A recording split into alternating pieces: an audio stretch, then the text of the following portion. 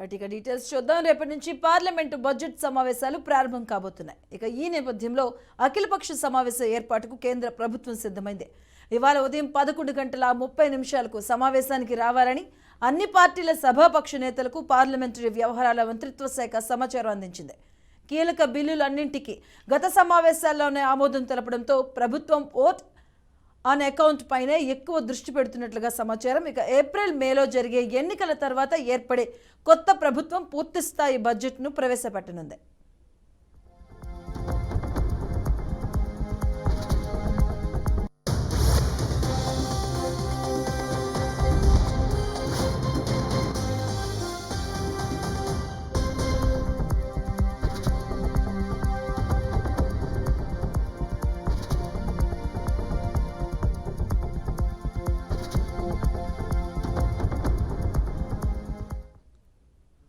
మరి కాసేపట్లో అఖిలపక్ష సమావేశం అయితే హాజరు కాబోతున్నారు. ఉభయ సభలోని పార్టీ ఫ్లోర్ లీడర్లతో ఇప్పటికే సమాచారం అందించినట్టు తెలుస్తుంది. ఇక రేపటి నుంచి పార్లమెంట్ బడ్జెట్ సమావేశాలు అయితే స్టార్ట్ అవబోతున్నాయి. దీనికి సంబంధించిన పూర్తి అప్డేట్స్ మా ఢిల్లీ కరెస్పాండెంట్ అశోక్ అందిస్తారు. అశోక్, సో రేపటి నుంచి పార్లమెంటు బడ్జెట్ సమావేశాలు ప్రారంభం కాబోతున్నాయి. ఈ రోజు ఉదయం 11 గంటలకు కేంద్ర ప్రభుత్వం అఖిలపక్ష సమావేశం నిర్వహించింది. ఈ సమావేశానికి అన్ని పార్టీలకు సంబంధించిన లోక్సభ ప్రతినిధులు ఆయా ఈ సమావేశానికి హాజరవుతారు. మధ్యాహ్నం 3 గంటలకు లోక్సభ స్పీకర్ కూడా అఖిలపక్ష సమావేశం ఉంది. బడ్జెట్ లో సమావేశాలు సజావుగా జరిగేందుకు సహకరించాలని కేంద్ర ప్రభుత్వం కోరనుంది. ఇది చివరి బడ్జెట్ సమావేశాలు. సో సార్వత్రిక ఎన్నికలు కేవలం నెల సమయం ఉంది కాబట్టి సో పార్లమెంట్ లో అనుసరించాల్సిన వ్యూహాలు సో దానిపైన కూడా కేంద్రం ఈ సమావేశంలో చర్చించబోతుంది. సో రేపు ఉదయం ఉభయ సభలను ఉద్దేశించి రాష్ట్రపతి ద్రౌపది ముర్ము ప్రసంగం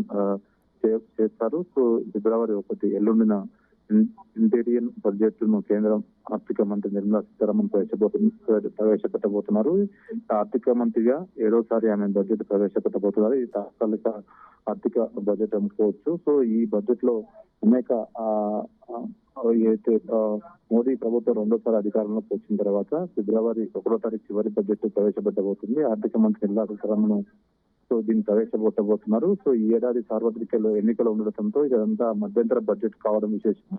సో ఈ బడ్జెట్ లో చాలా వరకు ఆశావాహులు ఎదురు చూస్తున్నారు. పేదలు, యువతులు, రైతులు, మహిళలకు ఈసారి బడ్జెట్ లో చాలా ప్రత్యేకంగా ఉంటుందని ఆర్థిక నిపుణులు అంచనా వేస్తున్నారు. సో ఈ బడ్జెట్ లో గతంలో కంటే ఈసారి భిన్నంగా ఉంటుందంటూ ఆర్థికవేత్తలు చెప్తున్నారు. అదేవిధంగా ప్రభుత్వం కూడా ఆ విధంగా ముందుకు వెళ్తుంది. ఎందుకంటే ఎన్నికల సమయం కాబట్టి ప్రజలకు సానుకూలమైన పథకాలు లేకపోతే వారికి మేలు కలిసే అంశాలను ఈ బడ్జెట్ లో తీసుకొచ్చే అవకాశాలు ఎక్కువగా కనిపిస్తున్నాయి.